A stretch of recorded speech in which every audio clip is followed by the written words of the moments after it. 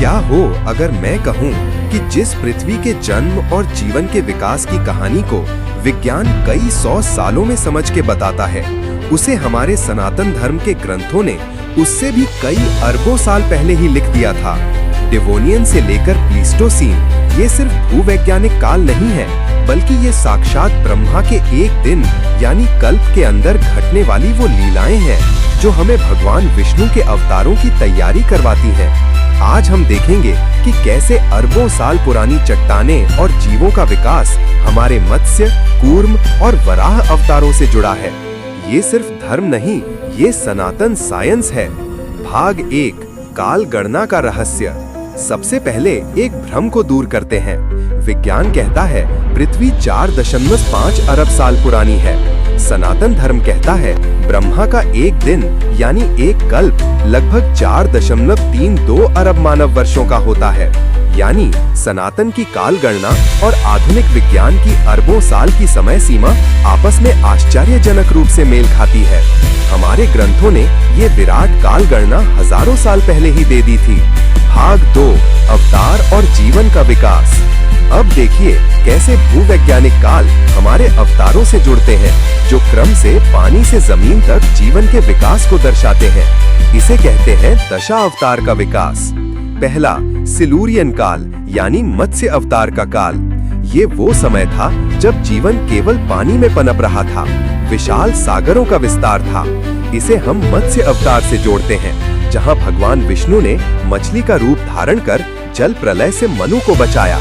ये उस नए जीवन की शुरुआत का प्रतीक है जो जल में था। दूसरा, अगला है डिवोनियन काल। इसे हम कूर्म अवतार से जोड़ते हैं। इस काल में सागरों में विशाल मछलियां और बड़े जीव आए। इसे सनातन सिद्धांत से जोड़ते हैं। कूर्म अवतार, कच्छप। भगवान विष्णु ने विशाल कच्छप का रूप धारण कर समुद्र मंथन करवाया। ये उस विशाल कछुए का प्रतीक है जिस पर प्राचीन पृथ्वी टिकी थी, यानी पानी में स्थिरता और जीवन का अगले चरण की ओर बढ़ना।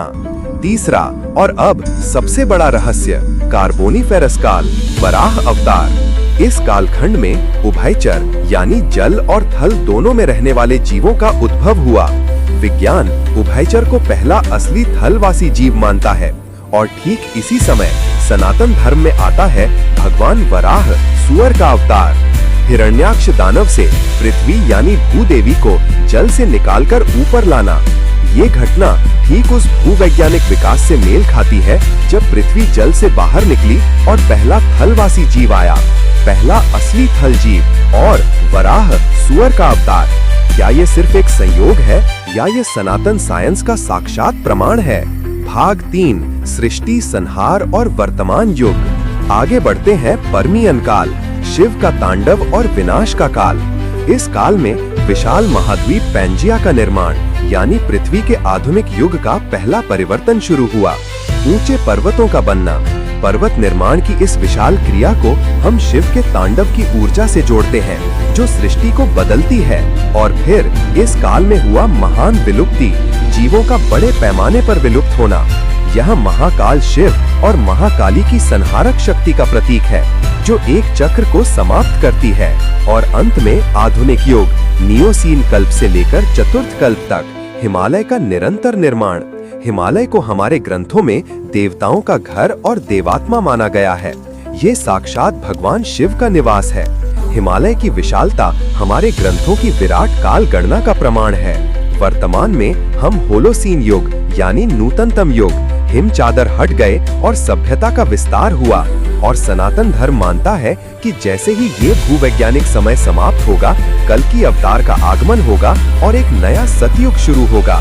सोचिए, क्या ये सिर्फ एक संयोग है कि विज्ञान जिन घटनाओं को अरबों साल बाद सिद्ध कर रहा है, हमारे वेद और पुराणों ने उन्हें हजारों साल पहले ही कल्पों और अवतारों के रूप में बता दिया था।